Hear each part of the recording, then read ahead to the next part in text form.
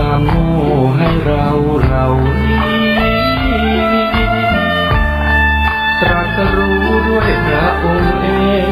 แต่เส้นฟ้าปัตตภีก็200,000 ดีผู้คนบูชาธรรมวิชาจารณาสัมปันโนสีสุขโตรวมกันแปลได้เลยนะหมายถึงผู้รู้ประพฤติถึงธรรมล้ำค่าอีกสุขโตต่อมาผู้สาเด็จไปด้วยดีฮาโลกวิทูหมายถึงเป็นผู้แจ้งในโลก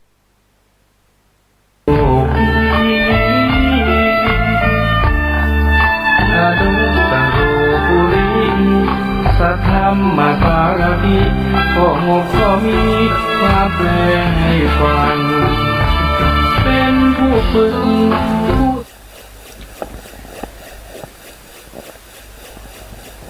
อะระหัง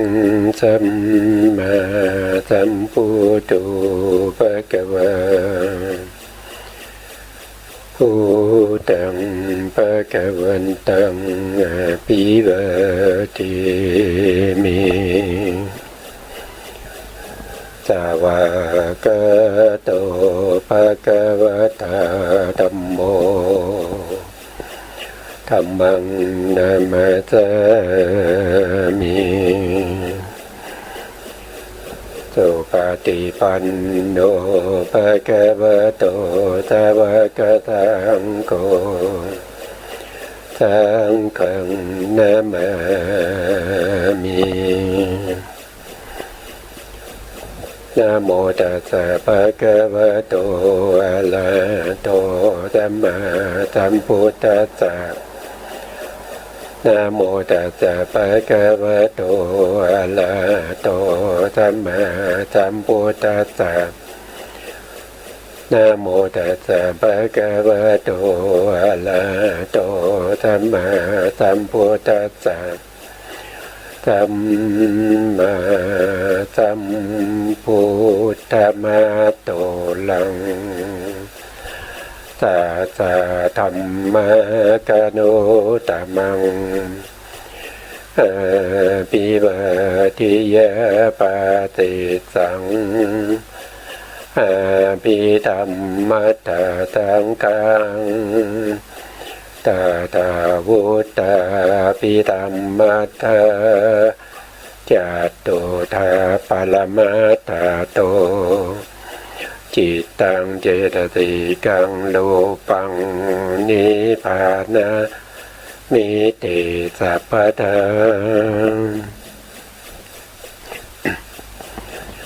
ขอกราบนมัสการพระมหาเถระพระสังฆาธิการพระเถรานุเถระและขอสวัสดีท่านผู้ฟังและผู้ชมทุกท่านที่ติดตามในรายการพระไตรปิฎกลอยฟ้าในเนื้อหาของพระอภิธรรมนะครับครั้งนี้ก็เป็นครั้งที่61ในเรื่องของอกุศลสังคหะนะครับซึ่งอยู่ในปริเฉดที่7นะซึ่งเราก็ได้นำเอาพระไตรปิฎกในพระสูตรมาเทียบเคียงกับเนื้อหาในพระอภิธรรมนะครับว่าพระพุทธองค์ได้ตรัสไว้ในพระสูตรเป็นยังไงบ้างนะแล้วก็ในอภิธรรมเนี่ยเป็นยังไงนะครับเพราะว่าที่เราเรียนเนี่ยมันก็เป็นเขาเรียกว่าเป็นอัตถกถานิ้วก้อยก็คือมีนิดเดียวนะมีนิดเดียวเท่านั้นเองนะเท่ากับนิ้วก้อยนะพระอภิธรรมเนี่ยมีถ้าว่าโดยพระธรรมขันธ์เนี่ยมีถึง 42,000 พระธรรมขันธ์ซึ่งเป็นครึ่งหนึ่งนะครับของพระไตรปิฎกพระไตรปิฎกมีอยู่ 84,000 พระธรรมขันธ์นะครับต้องเอาพระวินัยกับพระสูตรนี้รวมกันถึงจะเท่ากับพระอภิธรรมนะซึ่งเราพระอนุรุทธาจารย์ท่านก็ได้รวบรวมนะครับโดยการเรียบเรียงเป็นอัตถกถา ก็มีอยู่แค่9ปริเฉดเท่านั้นเองก็เหลือนิดเดียวนั้นก็คือถ้าเอามาเทียบกับพระไตรปิฎกแล้วมันก็ได้แค่เท่ากันนิ้วก้อยเท่านั้นเองนะครับเพราะฉะนั้นการศึกษาของเราถ้าให้แตกกระจายออกไปนะครับให้มีความรู้สามารถที่จะเชื่อมโยงในเรื่องของพระสูตรและพระวินัยได้ผมจึงนำเอาพระวินัยเนี่ยเท่าที่พระสูตรเนี่ยเข้ามานะครับเข้ามาแทรกไว้ในแต่ละหัวข้อนะครับครั้งที่แล้วเราก็ได้ศึกษาในเรื่องของเรื่องของนิวรณ์นะครับเรื่องของนิวรณ์นะเราก็มาถึงตรงที่ในพระสูตรนี้อันนี้ผมนำมาจากพระอภิธรรมนะครับเป็นพระไตรปิฎกนะครับนำมาจากพระอภิธรรมปิฎกนะครับธรรมสังคณีในเล่มที่1ภาคที่2นะครับซึ่งอยู่ในหน้าที่141นะครับส่วนข้างบนตรงนี้ก็น่าจะเป็น140นะเราพูดถึงเมื่อครั้งที่แล้วเนี่ยพูดถึงพยาปาทานิวรณ์นะครับพยาปาทานิวรณ์เป็นไฉนที่พระพุทธองค์ได้ทรงถามได้ปูชาไว้นะครับแล้วก็พระพุทธองค์ก็ทรงเป็นผู้ที่วิสัชนาก็คือเป็นผู้ที่ตอบเองนะครับเราก็ได้พูดถึงเรื่องของพยาปาทะในที่นี้เนี่ยก็จะมีเหตุนะครับที่ทำให้เกิดพยาปาทะนะครับก็จะมีอยู่ทั้งหมด9อย่างนะครับก็9อย่างก็คือ1จริงๆแล้วก็น่าจะถ้าว่าโดยเฉพาะพยาปาทะก็จะมีอยู่10อย่างนะครับก็จะมีอะไรบ้างนะครับก็จะมีในตัวเรานะครับมีอยู่3การด้วยกันนะบุคคลที่เคยทำความเสียหายให้แก่เราอันนี้เราก็ไม่พอใจเพราะเขาเคยทำสิ่งที่ไม่ดีนะครับหรือว่าเคยนินทาเรานะครับหรือว่าเคยทำร้ายเราอะไรพวกนี้เราก็ไม่ชอบอันนี้ก็เป็นเมื่อเราระลึกนึกถึงนะนี่ก็เป็นพยาปาทะนะอันที่1ก็คือคนผู้นี้เคยทำร้ายเรานะอันที่2ก็คือคนผู้นี้กำลังทำร้ายเราอยู่นะครับแล้วก็3ก็คือผู้นี้จะทำร้ายเราในอนาคตอันนี้ก็เป็นเกี่ยวกับบุคคลที่ทำอันตรายแก่เรานะครับอันที่2ก็คือบุคคลที่จะทำอันตรายแก่คนที่เรารักเราใคร่เราชอบนะครับเขาเคยทำอย่างเงี้ยเราก็ไม่ชอบใจเขาเคยทำร้ายคนที่เราชอบอย่างเงี้ยเราไม่ชอบใจนะครับแล้วเขากำลังทำให้คนที่เราชอบใจได้รับความลำบากอยู่นะครับหรือว่าเขาจะทำอันนี้ก็ได้6นะครับเขาจะทำร้ายคนที่เราชอบอันนี้ก็เป็น6นะครับอีก3ก็คือได้แก่เขากำลังทำคุณงามความเขาเคยทำคุณงามความดีเคยยกย่องคนที่เราไม่ชอบนะอันนี้ก็คือคนที่เราไม่ชอบนะอันที่2ก็คือเขากำลังทำความดีคุณงามความดีแก่คนที่เราไม่ชอบใจไม่ถูกใจนะอันที่3ก็คือเขาจะทำความดีความงามแก่บุคคลที่เราไม่ชอบใจนะอันนี้ก็รวมเป็น9นะได้มีอีกอันหนึ่งก็คือเป็นอาคาตวัตถุที่ไม่สมเหตุสมผลนะครับอย่างเช่นเราเดินไปชนตอไม้อย่างนี้เราก็โกรธได้นะครับเราไปเดินไปแล้วก็ไปชนกับบุคคลอื่นนะครับหรือว่าไปชนกับวัตถุอื่นอย่างเงี้ยเราก็มีความโกรธขึ้นได้อันนี้ก็คือโกรธโดยไม่มีเหตุผลนะครับคือเราไปชนแล้วเราก็เกิดความโกรธนะครับถ้าว่าโดยพยาปาทะนิวรณ์เนี่ยพระพุทธองค์ได้แสดงไว้อยู่9อย่างนะครับได้แสดงไว้อยู่9อย่างข้อที่10ไม่มีนะครับข้อที่10ก็คือโกรธโดยไม่มีเหตุไม่มีผลเนี่ยไม่มี นะครับก็จะมีอยู่9อย่างตามที่เราได้ศึกษาไปครั้งที่แล้วนะครับอันนี้ก็เป็นพยาปาทะนิวรณ์จำได้ไหมว่านิวรณ์นี่แปลว่าอะไรนะนิวรณ์นี่เป็นนิวรณ์แปลว่าอะไรนิวรณ์แปลว่าสภาวะธรรมที่เข้ามากั้นคุณงามความดีที่เรากำลังจะทำนะครับหรือว่าที่เรากำลังทำอยู่ไม่ให้กุศลนะไม่ให้กุศลธรรมหรือว่าการเจริญเรื่องของภาวนาต่างๆเนี่ยให้สำเร็จนะเขาจะมาเป็นตัวที่คอยกีดขวางมาคอยกั้นไม่ให้เราทำสมาธิไม่ให้เราเจริญวิปัสสนาได้ก้าวหน้า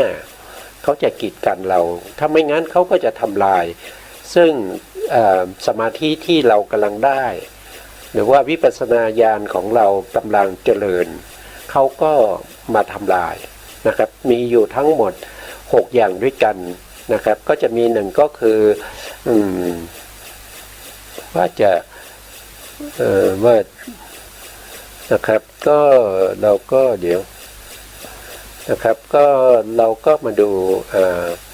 ตรงนี้นะครับนิวรณ์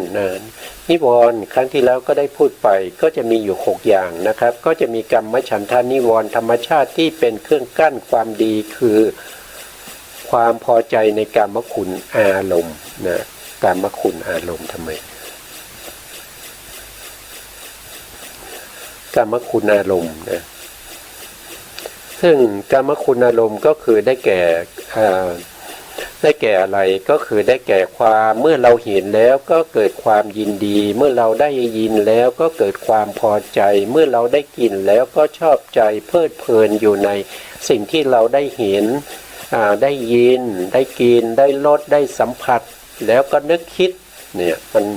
มันเป็นกรรมคุณมันเป็นเครื่องที่มาคอยกั้นคุณงามความดีไม่ให้เราเนี่ยสามารถที่จะเจริญสมถะให้ได้อุปจารสมาธิหรือว่าให้ได้อัปปนาสมาธินะถ้าว่าโดยองค์ธรรมก็ได้แก่โลภะเจตสิกนะอยู่ในโลภะมูลจิต8นี้พวกเราได้พูดไปแล้วพูดคร่าวๆนะครับข้อที่2ก็คือพยาปาทานิวรณ์ธรรมชาติที่เป็นเครื่องกั้นความดีคือความโกรธองค์ธรรมได้แก่โทสะอยู่ในโทสะมูลจิต2ข้อที่3ถีนมิทะนิวรณะนะครับก็คือธรรมชาติที่กั้นคุณงามความดีคือความฟุ้งซ่านถีนมิทะก็คือความขุ่นหู่และท้อถอยนะข้อที่3นะครับก็ได้แก่ถีนมิทะเจตสิกที่ในอกุศลสังขาริกจิต5นะแล้วก็ข้อที่4อุทธัจจะโกกุจจะธรรมชาติที่เป็นเครื่องกั้นความดีคือความฟุ้งซ่านรำคาญใจอุทธัจจะอยู่ในอกุศลจิต12ถ้าเป็นโกกุจจะก็จะอยู่ในโทสะมูลจิต2นะแล้วก็วิจิกิจฉานะครับเป็นเครื่องกั้นคุณงามความดีคือความสงสัยลังเลในสิ่งที่ควรเชื่อได้แก่วิจิกิจฉาเจตสิกที่อยู่ในวิจิกิจฉาสัมปยุตตจิต1แล้วก็นิวรณ์ข้อที่6อวิชชานิวรณ์ธรรมชาติที่เป็นเครื่องกั้นคุณงามความดีคือความหลงความไม่รู้นะครับความโง่ไม่รู้ตามความเป็นจริงนะครับก็คือโมหะเจตสิกที่อยู่ในโมหะมูลจิต2นะทีนี้เราก็ทบทวนแล้วนะพยาปาทานิวรณ์เนี่ยเป็นนิวรณ์ข้อที่เท่าไหร่นะทีนี้มีคำถามละอันนี้ให้ตอบในใจนะเป็นนิวรณ์ข้อที่เท่าไหร่ถ้าเรียกว่านิวรณ์6พยาปาทะเป็นนิวรณ์ข้อที่เท่าไหร่นะก็คือข้อที่2นะครับก็คือกั้นคุณงามความดีโดยสภาวะของความโกรธนะครับมีความโกรธความไม่พอใจความอาฆาตความมาดร้ายนะครับความจองเวรอะไรพวกนี้นะครับก็อยู่ในพยาปาทานิวรณ์นะต่อไปนะครับข้อพยานิวรณ์ข้อที่3นะครับก็คือถีนมิทะนิวรณ์นะครับนิวรณ์ตรงนี้นิวรณ์นะครับข้อที่ 751นะพระพุทธองค์ทรงปุจฉาว่านะถีนมิทธนิวรณ์เป็นไฉนนะแล้วก็ตอบเองนะพระพุทธองค์ทรงตอบเองถีนมิทธะนั้นแยกเป็นถีนะอย่างหนึ่งมิทธะอย่างหนึ่งนะครับมี2ตัวเจตสิก2ตัวเจตสิก2ตัวนี้เป็นสหกทาจิเกิดพร้อมกันนะเขาจะไม่แยกจากกันเขาไปไหนเขาก็ไปด้วยกันนะครับเหมือนปลาท้องโกนะครับแยกจากกันไม่ได้นะครับถ้าแยกจากกันเขาจะไม่เกิดนะเขาจะไม่เกิดนะเขาจะเกิดกับจิตประเภทที่มีกำลังอ่อนที่เรียกว่าสัสังขาริกสัสังขาริกในอากุศลจิตก็จะมีอยู่แค่5ดวงเท่านั้นมีโลภะ4แล้วก็มีโทสะ1บางท่านจะถามว่าทำไมในโมหะมูลจิต2เนี่ยไม่มีนะครับก็ตอบว่าโมหะมูลจิต2เนี่ยเป็นจิตที่ไม่มีใครที่จะชักชวนให้เกิดได้นะครับอย่างความลังเลสงสัยเนี่ยใครจะชักชวนให้คุณสงสัยนะครับคนที่มาชักชวนทั้งหมดคนที่มาสอนหนังสือหรือว่าคนที่มาแนะนำทุกท่านต้องการให้คุณเข้าใจแต่คุณสงสัยนั่นเกิดขึ้นโดยใจของคุณเองนั่นแสดงว่าความสงสัยวิจิกิจฉามีกำลังมากถีนมิทธะเข้าไม่ได้เพราะจิตนั้นมีกำลังมากถีนมิทธะจะเข้าได้ต่อเมื่อจิตนั้นมีกำลังอ่อนจิตนั้นจะเกิดขึ้นได้จะต้องมีการชักชวนนะจะต้องมีการชักชวนเพราะจิตที่มีการชักชวนนี้จะอยู่ในโลภะดวงที่2ดวงที่4ดวงที่6แล้วก็ดวงที่8นะพวกนี้เป็นจิตที่จะต้องมีการชักชวนแล้วก็จะอยู่ในโทสะมูลจิตดวงที่2รวมแล้วก็จะมี5ถีนมิทธะก็จะเข้าอยู่ในจิต5ดวงนี้นะเมื่อจิต5ดวงนี้เกิดขึ้นถีนมิทธะก็จะเข้าแทรกนะครับ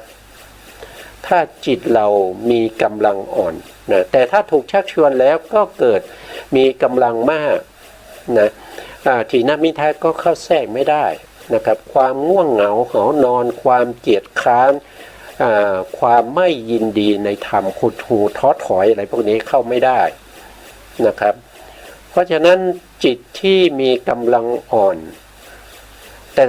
ต้องบอกก่อนนะจิตพวกนี้จะต้องเป็นอกุศลเท่านั้นนะถีนมิทธะถึงเข้าได้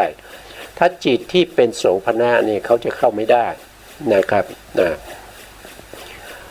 ต่อไปนะใน2อย่างนี้มิทธะเป็นไฉนพระพุทธองค์ถามต่อนะครับความที่ไม่สมประกอบแห่งจิตความไม่ควรแก่การงานแห่งจิตความท้อถอยความท้อแท้นะครับถอดถอยนะหดหู่นะอาการที่หดหู่ภาวะที่หดหู่ความซบเซานะครับอาการซบเซาภาวะที่ซบเซาแห่งจิตอันใดนี้เรียกว่าถีนะนะครับต้องเป็นเกิดกับจิตนะเกิดกับจิตนะครับเรียกว่าถีนะต่อไปนะมิทธะเป็นไฉนนะความเดี๋ยวเลื่อนนิดนึงมิทธะเป็นไฉนความไม่สมประกอบแห่งนามและนามกายนะครับก็คือประสบการณ์อารมณ์ที่ไม่พอใจในเรื่องของนามและรูปนะหรือว่านามและกายนะครับความไม่ควรแก่การงานนามกายเดี๋ยวเท่าทีตรงนามกายตรงนี้นะครับตรงนี้หมายถึงตัวเจตสิกนะครับหมายถึงเจตสิกที่ประกอบร่วมกันกับถีนมิทธะที่อยู่ในจิตดวงเดียวกันที่เป็นสังขาริกนะเมื่อตะกี้มิทธะนี้เขาทำให้จิตท้อถอยนะครับท้อถอยซึมเศร้าส้อยนะแต่มิทธะเนี่ยเขาทำให้เจตสิกที่ประกอบร่วมนะครับเจตสิกที่ประกอบร่วมตรงนี้พระพุทธองค์ทรงให้พระพุทธองค์ทรงเรียกว่านามกายนามกายนามกายเป็นเจตสิกนะครับเป็นเจตสิกความไม่ควรแก่การงานแห่งนามกายความปกคลุมความหุ้มห่อความปก ปิดบังไว้ภายในความง่วงเหงาความหาวนอนความง่วงเหงาความเหงานอนนะครับหาวนอนนะครับอาการที่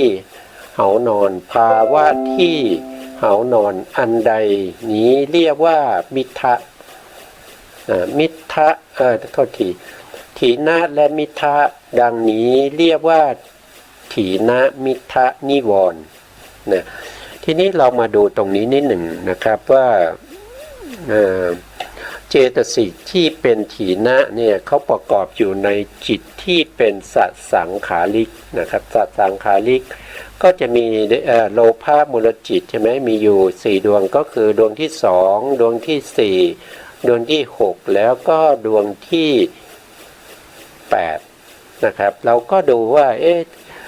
เราก็เห็นว่าดวงที่2นี่มีเจตสิกประกอบอยู่21ดวงเดี๋ยวผมขยายนิดนึงนะครับขยายนิดนึงนะครับตรงนี้นะครับเห็นไหมครับมีเจตสิกประกอบอยู่21นี้รวมทั้งถีนามิทะด้วยมิทะถีนาแล้วก็มิทะเพราะฉะนั้นเจตสิกอื่นๆที่เหลืออยู่ตรงนี้ก็คือ19ดวงนะครับ19ดวงนี้ประกอบกับเจตสิกที่เป็นถีนามิทะทีนี้19ดวงตรงนี้เราอยากจะรู้ว่ามันคืออะไรเจตสิกอะไรบ้างนะครับอันดับแรกเนี่ยก็ต้องมีสัพพจิตตสาธารณเจตสิก7ต้องประกอบอยู่เสมอเพราะนั้นก็จะมีเจตสิกที่เป็นผัสสะเจตสิกเวทนาเจตสิกสัญญาเจตสิกเจตนาเจตสิกเอกคตาเจตสิกชีวิตินทรีย์เจตสิกมนสิการเจตสิก7ดวงนี้อยู่ในโลภะมูลจิตดวงที่1ดวงที่2แล้วจริงๆแล้วอยู่ทุกดวงนั่นแหละนะครับโลภะมูลจิต8เลยนะครับแล้วก็โทสะมูลจิต2แล้วก็โมหะมูลจิต2จะต้องมีเจตสิกเหล่านี้ประกอบอยู่เสมอถ้าเกิดขึ้นนะถ้าเขาเกิดขึ้นจะขัดสัพพจิตตสาธารณเจตสิก7ไม่ได้แต่เรากำลังมุ่งหาจิตที่เป็นสสังขาริกนะครับเราพูดถึง19ดวงนะครับเราได้มาแล้ว7ใช่ไหมเราได้มาแล้ว7แล้วก็จะมีวิตกก็คือ8วิจารก็คือ9 10ก็คืออาทิโมกนะอาทิโมกแล้วก็11ก็คือวิริยะนะครับตรงนี้เป็นอะไรเป็นเวทนาเป็นสมนัตก็มีปิติประกอบอีกดวงหนึ่งนะครับก็เป็น12แล้วก็มีฉันทะด้วยนะฉันทะยินดีพอใจในสิ่งที่ตัวเองได้เห็นได้ยินมานะพอใจนะครับเพราะฉะนั้นเจตสิกที่เป็นอัญญสมนัตเจตสิก13เนี่ยก็จะอยู่ในจิตโลภะมูลจิตดวงที่2นะครับกับดวงที่4นะครับก็จะมีอยู่13เลยแต่ถ้าเป็นดวงที่5ในปิติเข้าไม่ได้นะดวงที่5ดวงที่8เนี่ยปิติเนี่ยเข้าไปประกอบไม่ได้เพราะเวทนาเขาเป็นอุเบกขานะครับปิตินี้จะประกอบกับจิตที่มีเวทนาเป็นสมนัตนะครับเป็นสมนัตนะเพราะฉะนั้นตรงนี้เราก็ได้มาแล้ว13ใช่ไหมครับเราได้แล้ว13แล้วก็มีโมจตุกะเจตสิกอีก4เนี่ยตรงนี้อีก4นะครับเพราะว่าโมจตุกะเจตสิก4นี้จะประกอบกับอกุศลได้ทุกดวงเพราะฉะนั้นเมื่อกี้13บวกกับอีก4ก็เป็นเท่าไหร่17ใช่ไหมครับก็เป็น17นะเป็น17แล้วนะจิตดวงที่2เนี่ยเขาเป็นทิฏฐิคตสัมปยุตเขาต้องมีทิฏฐิด้วยนะครับเมื่อกี้เป็น13แล้วก็17ใช่ไหมครับแล้วก็ทิฏฐิดวงหนึ่งก็เป็น18แล้วเขาเป็นโลภะมูลจิตก็ต้องมีโลภะเจตสิกด้วยก็จะเป็น19นะครับก็จะมีอยู่19ดวงเช่นเดียวกับดวงที่4นะครับดวงที่2กับดวงที่4มีเจตสิกที่นอกเหนือจากถีนมิทะเนี่ยอยู่19ดวงนะ19ดวงนั้นก็คือได้แก่อัญญสมนัตเจตสิก13โมจตุกะเจตสิก4 แล้วก็มีโลภะเจตสิกหนึ่งแล้วก็ทิฏฐิเจตสิกหนึ่งรวมกันก็จะเป็น19ประกอบด้วยเวลามีกำลังอ่อนเนี่ยก็จะมีถีนามิทะเข้ามาแทรกด้วยก็จะเป็น20แล้วก็เป็น21ถีนามิทะก็จะทำหน้าที่ของตัวเองเมื่อได้เข้ามาอยู่ในจิตที่มีกำลังอ่อนเป็นสังขาริกเขาก็จะทำหน้าที่ละตัวมิทะเนี่ยเขาจะทำให้จิตเนี่ยง่วงเหงาเศร้าซึมซบเซาท้อถอยนะครับเกียจค้านนะเป็นหน้าที่ของมิทะต่อไปโทษทีเป็นหน้าที่ของถีนะนะครับเป็นหน้าที่ของถีนะแต่มิทะเนี่ยมีหน้าที่จะทำให้เจตสิก19ดวงเนี้ยนะครับที่มาประกอบเนี่ย19ดวงเนี้ยนะครับมีอัญญสมณะเจตสิก13โมจตุกะเจตสิก4แล้วก็โลภะ1ทิฏฐิ1เจตสิกเหล่านี้จะต้องตกเป็นเบื้องล่างของมิทะนะมิทะก็จะทำหน้าที่ของตัวก็คือทำให้เจตสิกเหล่านี้เกิดความง่วงเหงาเศร้าซึมท้อถอยอ่อนเพลียแล้วก็เกียจค้านนะก็จะเป็นในลักษณะอย่างนี้นะครับเขาจะทำงานร่วมกันถีนามิทะนะครับเมื่อทำงานร่วมกันอย่างนี้เนี่ยจะเจริญสมถะก็เจริญไม่ได้เพราะว่ามันง่วงมันไม่สามารถที่จะกำหนดอารมณ์ที่เป็นกสิณหรือว่าเป็นอสุภะหรือว่าจะเป็นอนุสติมันทำไม่ได้เลยนะครับเพราะอำนาจของถีนามิทะเนี่ยเป็นตัวที่มากั้นเป็นตัวที่มาขวางเอาไว้เป็นตัวที่มาบังคับทั้งจิตแล้วก็เจตสิกเนี่ยให้ตกอยู่ในอำนาจของตัวเองนะเช่นเดียวกันกับที่เหลือนะครับก็คือสังขาริกที่เป็นโลภะมูลจิตที่มีเวทนาเป็นอุเบกขานะครับอันนี้ก็จะเหลือ18เพราะว่าเว้นปิติไปนะเว้นปิติไปนะครับดวงที่6กับดวงที่8นะครับก็จะเว้นปิติถึงเว้นก็ยังถูกถีนะและก็มิทะเนี่ยทำให้ทั้งจิตและเจตสิกที่อยู่ในสังขาริกดวงที่6และก็ดวงที่8เนี้ยเกิดความง่วงเหงาเกียจค้านซึมเศร้าหดหู่ท้อถอยจากอารมณ์เขายังทำหน้าที่ของเขาอยู่ถ้าเขาเกิดขึ้นมาเขาทำหน้าที่ทันทีนะครับถ้าเราไม่อยากจะให้จิตของเราเนี่ยจิตแล้วก็เจตสิกของเราเนี่ยซึมเศร้าเศร้าส้อยเกียจค้านเราต้องทำให้จิตของเรานี่มีกำลังมากนะครับไม่ให้ตกเป็นเป็นธาตุของถีนะและก็มิทะเข้าใจนะครับเข้าใจโทสะดวงนี้ด้วยนะครับโทสะดวงนี้มีเจตสิกประกอบอยู่ถึง22ทีนี้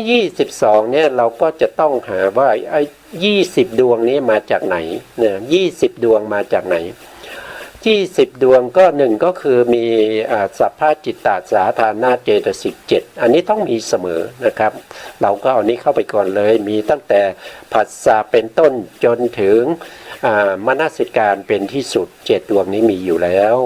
นะครับมีวิตกนะครับดวงที่8วิจารดวงที่9อธิโมกดวงที่10วิริยะนะครับวิริยะดวงที่11นะครับแล้วก็โทสะไม่มีปิตินะเว้นปิติไปแล้วก็มีฉันทะด้วยเพราะฉะนั้นอัญญสมณะเจตสิกก็จะเหลืออยู่12นะเหลืออยู่12นะ12ก็จะมีโมจตุกะ4นะตรงนี้มี12บวกอีก4ก็เป็น16นะบวกอีก4ก็เป็น16บวกโมหะเจตสิกอาหิริกาเจตสิกอโนตปาเจตสิกแล้วอุทธัจจะเจตสิกเข้าไปนะครับ12บวก4ก็เป็น16แล้วก็มาบวกโทสะนะโทสะเป็นประธานนะโทสะเป็นประธานนะ 16 17นะ18อิสา19มัชฌริยะ20อุทจจะนะครับอันนี้ก็เข้าได้ทั้ง4ดวงนะครับเข้าได้ทั้ง4ดวงรวมแล้วก็จะเป็นอยู่20นะเหลืออีก2ก็คือถีนะกับมิทะนั่นเองนะถีนะกับมิทะนั่นเองแต่ตรงนี้อธิบายนิดหนึ่งนะครับว่าเจตสิกที่อยู่ในโทสะมูลจิต4เนี่ยที่เป็นลูกที่เป็นบริวารของโทสะเนี่ยที่เป็นอิสสาเจตสิกมัชฌิริยะเจตสิกและกุกุจจะเจตสิก3ดวงนี้เขาเป็นนานากถาจิตเพราะฉะนั้นเวลาที่เข้าไปเกิดในโทสะเนี่ยถ้าอิสสามันเกิดเนี่ยมีมัชฌิริยะและกุกุจจะจะไม่เกิดคือเขาจะเกิดพร้อมกันไม่ได้3ดวงนี้ถ้ามัชฌิริยะเกิดนะอิสสากับกุกุจจะนี้ก็จะไม่เกิดนะครับในขณะเราลองนึกดูสภาวะธรรมที่อยู่ในตัวเรานะครับว่าในขณะที่เรามีความอิจฉานะครับคุณงามความดีของผู้อื่นเนี่ยในขณะนั้นเรามีความตัณณีไม่อยากจะให้เขามาใช้ของเราหรือว่าไม่อยากจะแบ่งปันของเราให้คนอื่นใช้ในขณะที่เรากำลังมีอิจฉาต่อบุคคลนั้นหรือว่าอิจฉาเนี่ยเป็นไปได้ไหมมันเป็นไปไม่ได้นะในขณะที่อิจฉาเขาเนี่ยมัชฌิริยะความตัณณีจะไม่เกิดนะความตัณณีจะไม่เกิดแล้วก็ความรำคาญใจก็จะไม่เกิดมันก็จะมีอิจฉาเกิดเนี่ยอย่างเนี้ยนะในขณะที่เรามีความตัณณีเข้ามาขอยืมนะเข้ามาขอยืมปากกาเราเนี่ยเราไม่อยากจะให้ยืมเรามีความตัณณีเราไม่ให้ในขณะนั้นเรามีความอิจฉาเขาไหมที่เขามายืมปากกาเราเนี่ยเราอิจฉาเขาไหมมันเป็นไปไม่ได้นะครับเพราะฉะนั้นอิจฉาไม่เกิดแต่มัชฌริยะเกิดในขณะนั้นเนี่ยเรามีความรำคาญใจไหมในขณะที่เราตัณณีนะไม่ใช่หลังจากที่เราตัณณีไปแล้วนะในขณะนั้นที่เราตัณณีเนี่ยจะไม่มีอุทจจะกุกุจจะไม่มีความรำคาญใจในขณะที่เรามีความรำคาญใจเราจะไม่มีความอิจฉาแล้วก็ไม่มีมัชฌริยะในขณะนั้นนะพวกนี้3ดวงนี้เขาจะเกิดไม่พร้อมกันแต่เวลาเขาเกิดเขาก็จะเกิดในโทสะมูลจิต2เท่านั้นนะครับแต่เขาเกิดได้ก็เลยนับแล้วนับอีกนะครับก็จะเป็นอยู่20ดวง20ดวงจะมีถีทุกกะ2ก็เป็น22นะตามที่มีอยู่บนสไลด์นะครับว่า22ดวงก็คือตามที่ผมได้อธิบายมาหน้าที่ของเขาก็คือเขาจะทำให้จิตที่เป็นโทสะมูลจิตดวงที่2เนี่ยเกิดความซึมง่วงเหงาเหานอนหดหู่ท้อถอยจากอารมณ์อันนี้เป็นหน้าที่ของถีนมิทะนะเพราะฉะนั้นถีนมิทะนี้ก็จะมากั้นหรือมาขัดขวางนะครับไม่ให้โทสะทำงานได้เต็มที่เหมือนกับโทสะดวงที่1โทสะดวงที่1เนี่ยเขาจะทำหน้าที่ได้เต็มที่เพราะว่าเขาไม่มีถีนมิทะมาคอยกั้นนะครับแต่ดวงที่2นี่มีถีนมิทะเข้ามาแทรกมาทำลายนะครับจึงไม่มีกำลังเหมือนกับดวงที่1นะครับอันนี้ก็เป็นเรื่องของถีนมิทะเจตสิกนะครับแต่จริงๆแล้วที่เรายกอธิบายตรงนี้เป็นสภาวธรรมนะเป็นสภาวธรรมเพราะว่าอากุศลเจตสิกเนี่ยทั้ง14ดวงนี้เขาจะเกิดร่วมกับอกุศลจิต12แต่เวลาเขาทำลายเนี่ยเขาไม่ได้ทำลายอกุศลจิตนะเขาไม่ได้ทำลายตรงนี้นะเขาไปกั้นนี่มหากุศลนะเขาไปกั้นมหากุศลนะครับเขาไปกั้นมหากุศลนะไม่ให้มหากุศลเนี่ยเกิดขึ้นใช่ไหมครับมหากุศลเนี่ยเวลาที่เราทำสมาธิก็ตามนะครับเราก็จะต้องมีอารมณ์ที่เป็นป ปาริกรรมนิมิตปาริกรรมนิมิตก็คืออย่างเช่นเรากำหนดลมหายใจโดยมีคำปาริกรรมไปว่าพุทธใช่ไหมพุทธโธพุทธหายใจเข้าโธหายใจออกเนี่ยพุทโธอย่างเงี้ยเราก็ทำไปเรื่อยๆอย่างนี้เมื่อเราทำไปเรื่อยๆอย่างนี้เนี่ยถ้าเราเกิดรู้สึกว่าเราง่วงขึ้นมานะครับนั่นแสดงว่าถีนามิทะนี้มันเข้ามาแล้วมันมากั้นแล้วไม่ให้มหากุศลนี้เกิดแต่ถีนามิทะนี้ไปให้อะไรเกิดก็ไปให้อกุศลจิตเกิดขึ้นอกุศลจิตที่เป็นโลภะสี่โทสะหนึ่งที่เป็นประเภทสัตว์สังขาริกเกิดขึ้นมากั้นมหากุศลไม่ให้มหากุศลเนี่ยเกิดทำลายมหากุศลที่เกิดแล้วนะครับเขามีหน้าที่อย่างนั้นนะครับคำว่านิวรณ์ว่าโดยสภาวะเขาเกิดกับอกุศลจิตแล้วในเวลาที่เขาเกิดขึ้นเนี่ยเขาจะมากั้น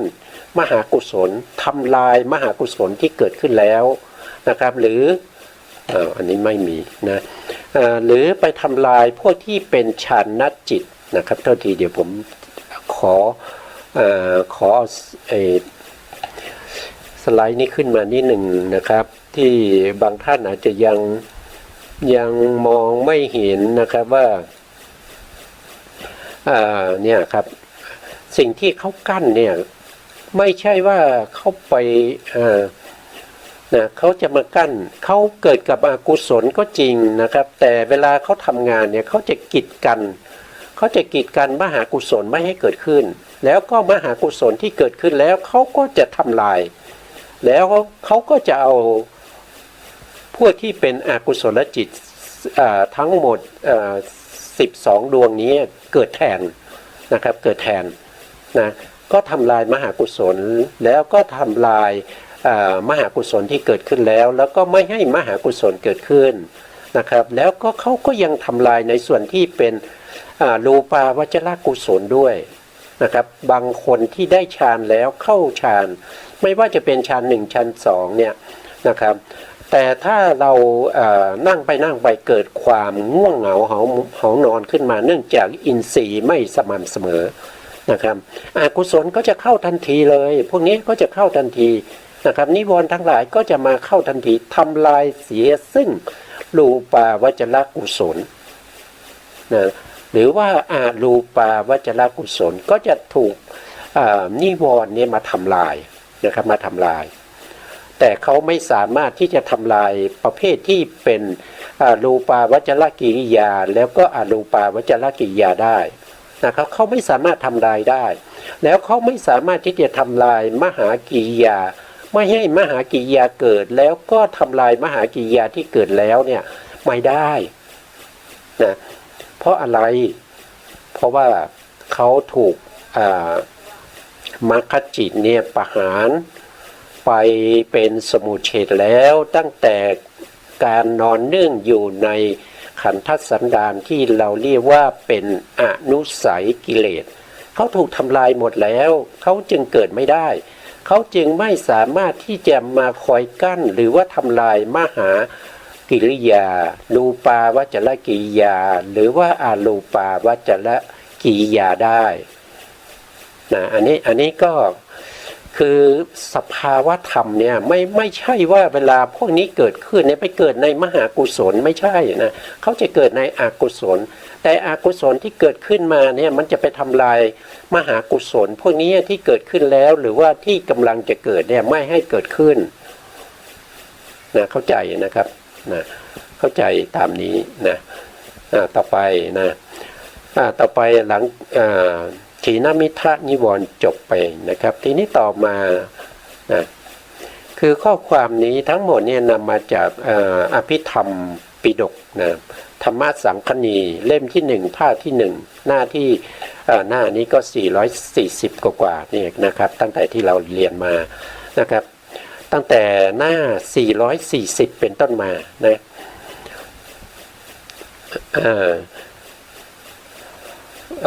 นิวรณ์ในข้อต่อไปนะครับก็จะเป็นข้อที่4นะข้อที่1ก็คือกามฉันทานิวรณ์นะเราได้อธิบายกันไปแล้ว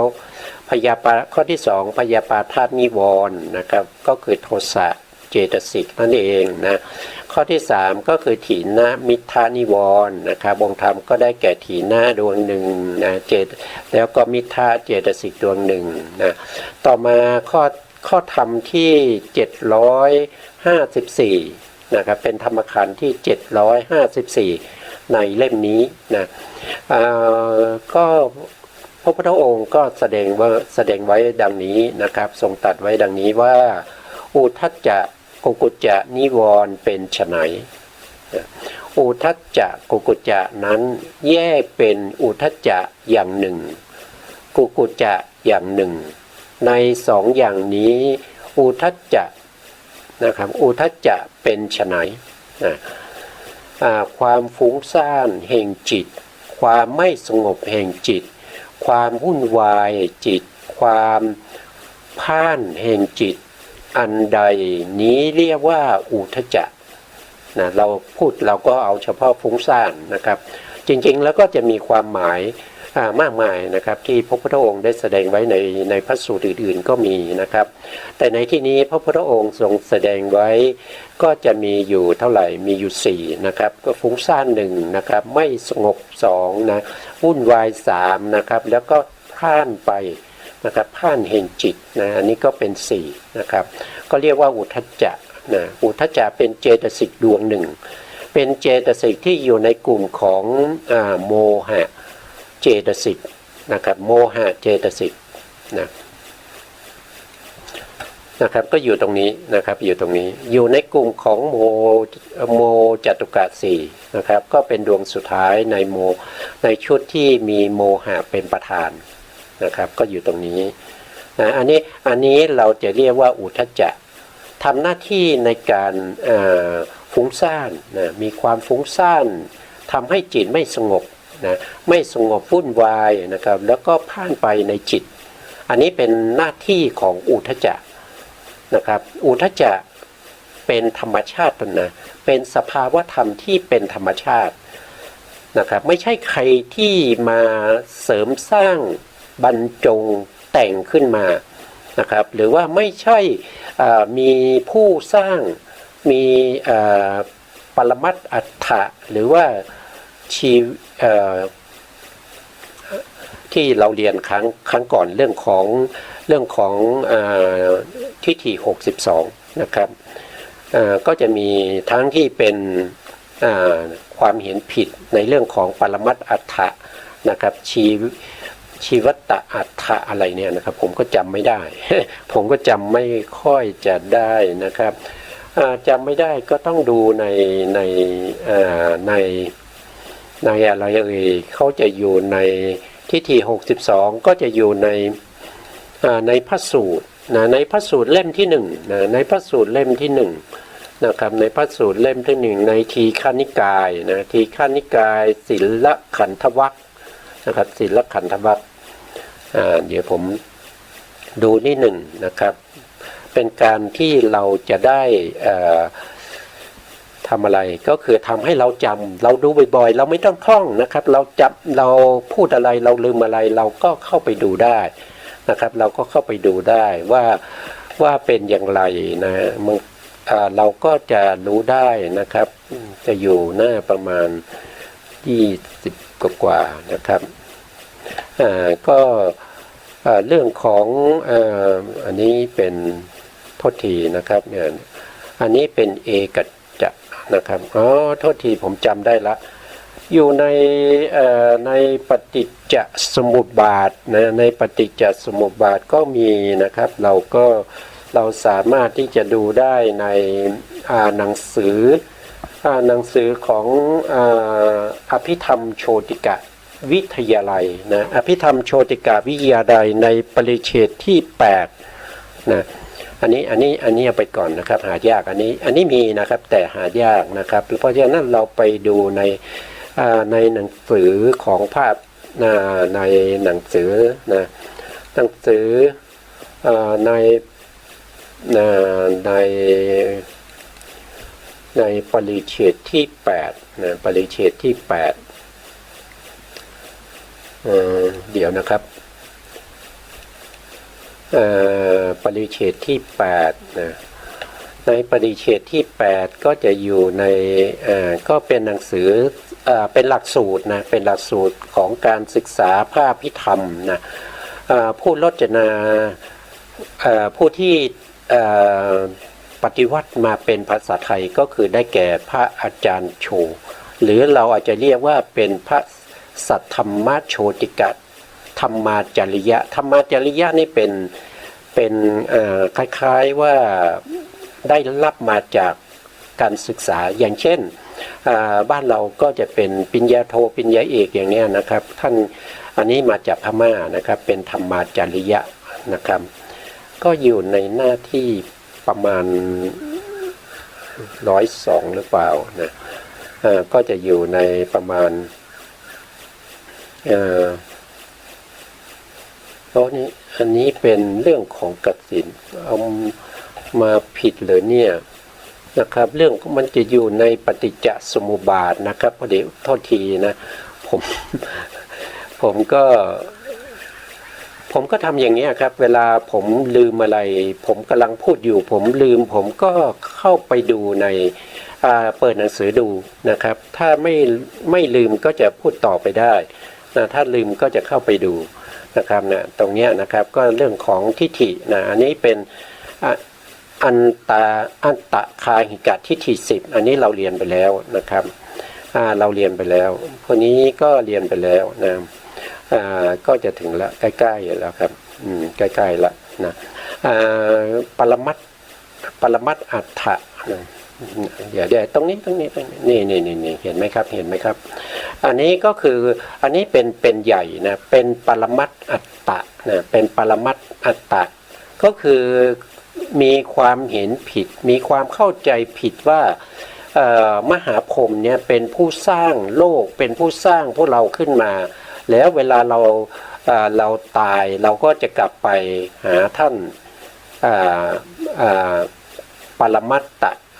อัฏฐะนะครับปรมัตถ์อัฏฐะนะแล้วก็ส่วนย่อยนะครับอันนี้เป็นส่วนย่อยก็จะเรียกว่าชีวอัฏฐะเนี่ยเมื่อกี้ผมลืมตัวนี้ชีวอัฏฐะนี่ก็คือเข้าใจว่าในร่างกายของเราเนี่ยจะมีชีวอัฏฐะเนี่ยอาศัยอยู่เนี่ยอาศัยอยู่ที่มือเนี่ยก็ทำให้มือของเราเคลื่อนไหวไปมาได้เขาเข้าใจอย่างนั้นนะครับอาศัยอยู่ที่ตาบ้างนะครับในการไปเห็นอะไรก็คือไปเห็นสีต่างๆจริงๆแล้วสีต่างๆเขาไปเห็นลูกผู้หญิงผู้ชายก็คือชีวอัตตะชีวอัตตะไปที่หูเพื่อจะฟังเสียงเนี่ยเขาก็เข้าใจอย่างนี้นะครับจริงๆไม่ใช่นะถ้าว่าโดยสมัยพุทธกาลเนี่ยก็คือ2ตัวนี้นะครับเป็นเหตุเป็นปัจจัยให้เกิ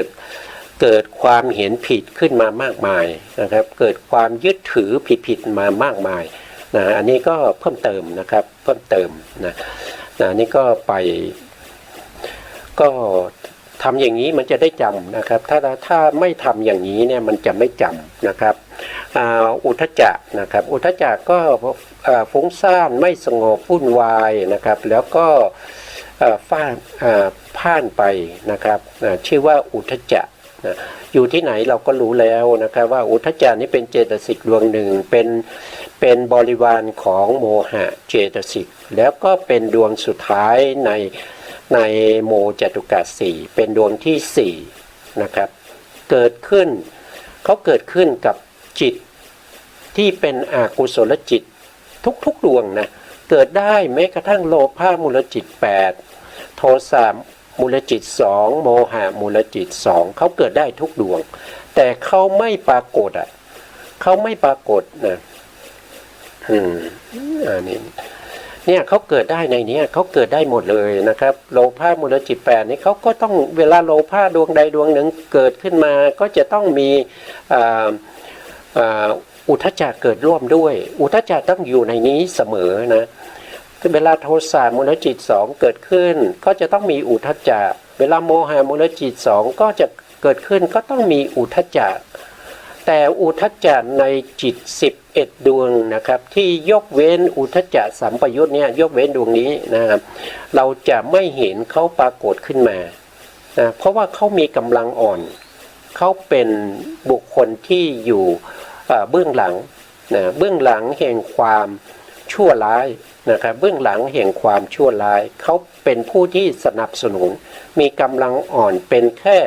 ผู้รับใช้คล้ายๆนะผมอุปมานะครับไม่ใช่เป็นไปตามนั้นอุป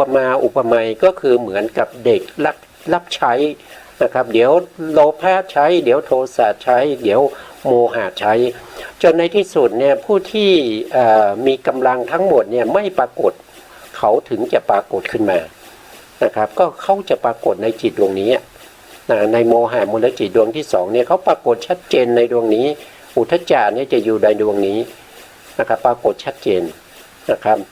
ในดวงอื่นก็มีเหมือนกันแต่ไม่ปรากฏชัดเจนคล้ายๆเป็นผู้ที่อยู่เบื้องหลังการแสดงนั่นเองนะแต่เขาจะแสดงเองต่อเมื่อเข้ามาเกิดร่วมกับจิตดวงนี้ที่เรียกว่าอุทธัจจะสัมปยุตมีเจตสิกประกอบอยู่15ดวงอันนี้เราเคยหาแล้วนะเราเคยหาแล้วนะทีนี้พระพุทธองค์ก็แสดงคู่กันมากับกุกุจจะนะครับกุกุจจะนะอุทธัจจะเราจบแล้วนะครับต่อไปกุกุจจะนะครับเป็นไฉนกุกุจจะเป็นไฉนความสำคัญว่าความควรในของที่ไม่ควรนะครับความสำคัญว่าไม่ควรในของที่ควรสำคัญว่ามีโทษในสิ่งที่ไม่มีโทษสำคัญว่าไม่มีโทษในของที่มีโทษการรำคาญนะครับกิริยาที่รำคาญความรำคาญความเดือดร้อนใจความยุ่งใจความซึ่งมีลักษณะเช่นนี้อันใดนี้เรียกว่ากุกุจจะนะ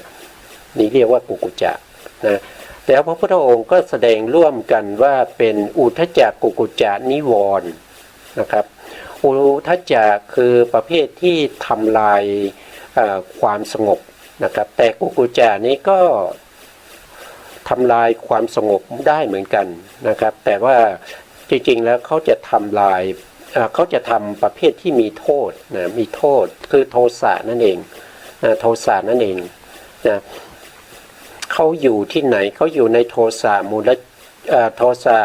เจตสิกนะโทสะเจตสิกมีอยู่4ดวงนะครับโทษทีโท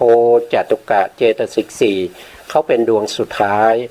นะครับเขาประกอบอยู่ในจิตที่เป็นโทสะมูลจิต2เท่านั้นนะครับไปดูนะเขาอยู่ตรงนี้นะเขาอยู่ตรงนี้นะอยู่กุกุจจะเนี่ยอยู่ตรงนี้อยู่ตรงนี้เป็นบริวารของโทสะอยู่ข้างหน้าโทสะอยู่ข้างหน้านะครับแล้วก็อุทธัจจะอยู่ข้างบนเป็นลูกน้องของเป็นบริวารของโมหะนะครับ2ดวงนี้พระพุทธองค์แสดงพร้อมกันนะครับแสดงพร้อมกันว่าเป็นอุทธัจจะกุกุจจะนิวรณ์นะอุทธัจจะกุกุจจะนิวรณ์แต่คำอธิบายพระพุทธองค์ก็มาแยกออกโทสะมูลจิตนะกุกุจจะนี้เขาเกิดกับจิตที่เป็นโทสะ2ดวงเท่านั้นนะครับก็คือโทสะดวงที่1นะโทมนัสสะสะกตังปฏิฆาตัมปยุตตังตังคาลิกังนะจิตที่ไม่มีการชักชวนพร้อมด้วยความเสียใจประกอบด้วยความโกรธอันนี้คือชื่อของจิตดวงนี้นะส่วนดวงที่2นี่ก็คือโทมนัสสะสะกตังโทมนัสนี่คือความเสียใจนะครับโทมนัสสะสะกตังที่ปฏิฆะสัมปยุตตังสสังขาริกังสสังขาริกนี่คือต้องมีการชักชวนถึงจะเกิดขึ้นได้ชักชวนนี้ก็มีทั้งชักชวนทางใจทั้งชักชวนทางวาจาทางกายนะครับสามารถชักชวนได้นะถ้าแปลก็แปลว่าจิตที่เกิดขึ้นโดยมีการชักชวนประกอบด้วยความเห็นประกอบด้วยความโกรธโทษที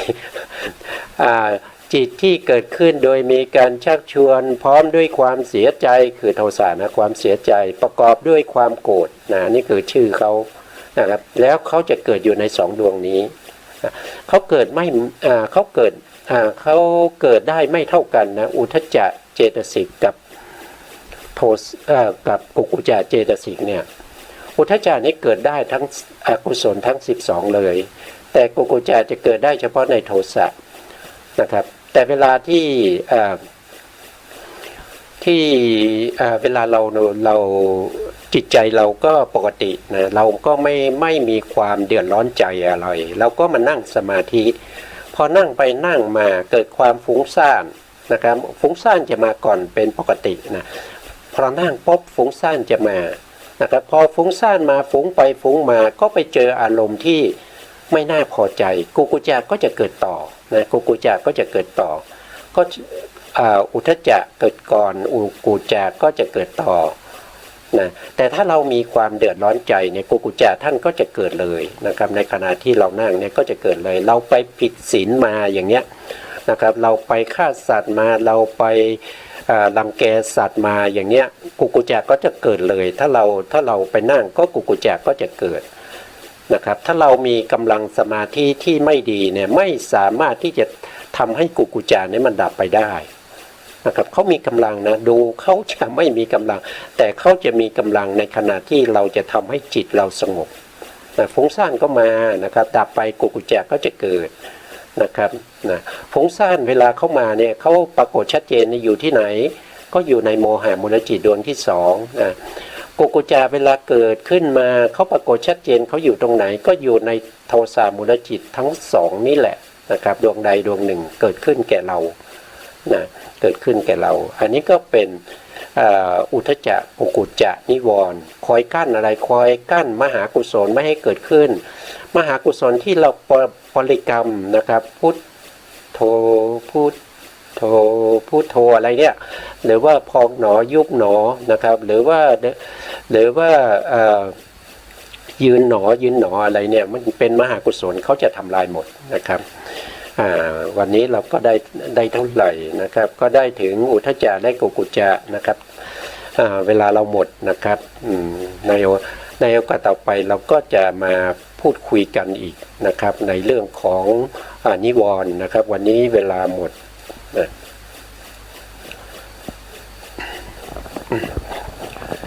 ครับสุดท้ายนี้ขอกราบขอบพระคุณพระครูสมุทรวิศวัตรวรกิจโจผู้อำนวยการสถานีวิทยุเพื่อการศึกษาพระพุทธศาสนาและวัฒนธรรม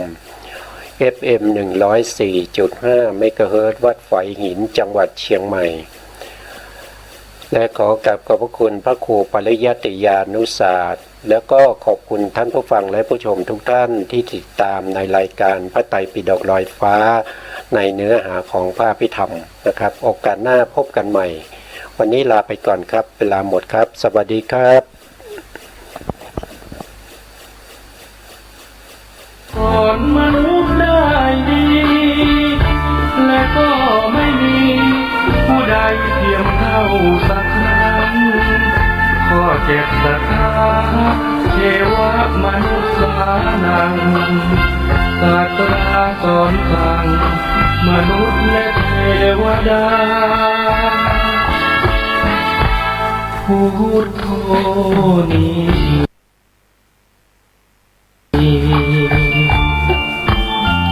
ข้อ8ผู้หลีกแก้ไข